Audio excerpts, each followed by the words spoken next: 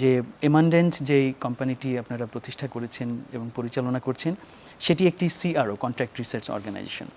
CRO বলতে আসলে কি বোঝায়, কি ধরনের কাজ তারা করে এবং পৃথিবীতে এখন এ ধরনের প্রতিষ্ঠানগুলো কতটা ব্যাপকভাবে প্রতিষ্ঠিত হয়েছে?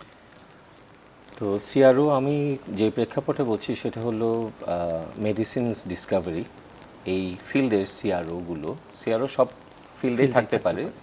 তো ড্রাগ ডিসকাভারি বা মেডিসিনস ডিসকাভারিতে সিআরও খুব প্রচলিত একটা প্ল্যাটফর্ম। এটা যুক্তরাজ্য, ইউরোপিয়ান ইউনিয়ন, জাপান, বিভিন্ন জায়গায়। তো যেই কারণে বা যেইভাবে সিআরও গড়ে উঠেছে এবং যেই প্রয়োজনীয়তায় গড়ে উঠেছে সেটা হলো যে বিভিন্ন ড্রাগ ডিসকাভারি কোম্পানি, মানে যারা ওষুধ আবিষ্কার কোম্পানি, অ্যাস্ট্রাজেনেকা একটা, জিএসকে একটা, Pfizer, Johnson and Johnson, Sanofi, এরকম ইত্যাকার অনেক মাল্টিন্যাশনাল কোম্পানিও আছে, যেগুলো মাল্টিন্যাশনাল মানে এগুলো এত বড় 30,000, 40,000, 50,000 স্টাফ নিয়ে তারা কাজ করে। তেমনি পৃথিবীতে প্রায় শত শত ছোট ছোট ঔষধ আবিষ্কার কোম্পানি আছে, মানে ড্রাগ ডিসকাভারি কোম্পানি আছে, যারা একটা, দুটা বা 3, 4, 5টা ওষুধ নিয়ে যারা অ্যাট আ টাইম কাজ করে। তো এগুলো অনেক ছোট। তো ব্যাপারটা হলো কি, যখন বড় ওষুধ কোম্পানি অথবা ছোট ওষুধ কোম্পানিও যখন ওরা ড্রাগ রিসার্চ করে, ড্রাগ ডিসকাভারি করে, একটা ওষুধ আবিষ্কারে অনেক কিছু দরকার হয়, অনেক ডিসিপ্লিনের প্রয়োজনীয়তা আছে। Biochemistry, molecular biology, histology, histochemistry, immunology, toxicology, সব বিষয়ে তাদের যেহেতু দক্ষতা থাকে না, পারদর্শিতা থাকে না, স্পেশালাইজেশন থাকে না, তখন তাদেরকে স্পেশালাইজড কিছু গ্রুপের কাছে কাজগুলো আউটসোর্স করতে হয়। অ্যাস্ট্রাজেনেকাও করে, জনসন অ্যান্ড জনসনও করে, ছোট ছোট কোম্পানিগুলো আরও বেশি করে।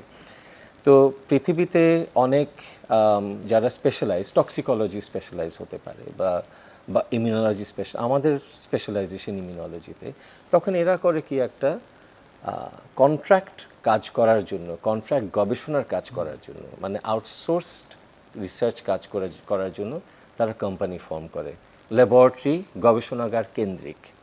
এই গবেষণাগারগুলোতে এটা কোম্পানি এদেরকে, এই ড্রাগ রিসার্চ কোম্পানিগুলো, ড্রাগ ডিসকাভারি কোম্পানিগুলো তাদের কাজগুলোকে আউটসোর্স করে এবং বিভিন্ন বিষয়, টক্সিকোলজি, ইমিউনোলজি ইত্যাদি।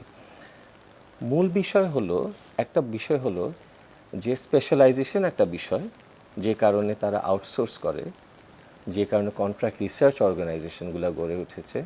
আরেকটা হলো এই কন্ট্রাক্ট রিসার্চ অর্গানাইজেশন বা সিআরওগুলোকে কিন্তু খুব সুনির্দিষ্ট স্ট্যান্ডার্ড মেনটেন করে চলতে হয়।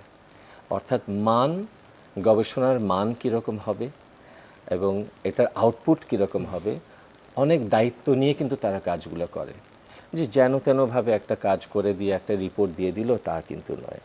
সেটা যাতে মানসম্মত এবং সেটা যাতে গ্রহণযোগ্য হয়, অ্যাকসেপ্টেবল হয়, এগুলোর কতগুলো আন্তর্জাতিক মান আছে। সেই মানগুলো যারা নিশ্চিত করতে পারে তারাই আসলে সিআরও হিসেবে কাজ করার যোগ্যতা অর্জন করে। তো এভাবে পৃথিবীতে অনেক বড় সিআরও আছে। আমি কিছু নাম বলতে পারি, চার্লস রিভার কোম্পানি, তারপর এরা অনেক বড় কোম্পানি। আবার আমাদের মতো খুব ছোট সিআরও আছে, আমাদের হয়তো 4 জন, 5 জন বা 10 জন নিয়ে কিন্তু আমরা খুব নিশ এরিয়াতে কাজ করি, স্পেসিফিক ওই জায়গাতে। আরেকটা ব্যাপার বলি, সিআরওগুলো বিভিন্ন ভাগে কাজ করে। একটা হচ্ছে কোন বিষয়ে কাজ করছে, টক্সিকোলজি নাকি ইমিউনোলজি নাকি মলিকুলার বায়োলজি, ইনফরম্যাটিক্সেও কাজ করতে পারে, যে ড্রাগ ডিজাইন করতে হবে। অথবা তারা আবার এভাবে ভাগ করে যে ক্লিনিক্যাল ট্রায়ালগুলো কিন্তু বেশিরভাগই কন্ট্রাক্ট রিসার্চ অর্গানাইজেশনগুলো করে। প্রিক্লিনিক্যালের মধ্যেও ভাগ আছে যারা অ্যানিমাল মডেলে কাজ করে। আবার আমাদের মতো আমরা কিন্তু অ্যানিমাল মডেল নিয়ে কাজ করি না, আমরা হিউম্যান সেল মডেলে, তারও আগের ধাপে, তারও আগের বা তারও পরেরও হতে পারে। কিন্তু মোট কথা হিউম্যান সেলের কাজ আছে, আগে যেতে পারে অথবা পরেও যেতে পারে। আবার মাউস মডেল, বিভিন্ন ম্যামেলিয়ান মডেল। তো তাদের একটা সিআরওর স্ট্রাকচার এক এক রকম, তাদের ল্যাবরেটরি কাঠামো এক এক রকম। তো এরকম অনেক প্রকারভেদ আছে পৃথিবী জুড়ে।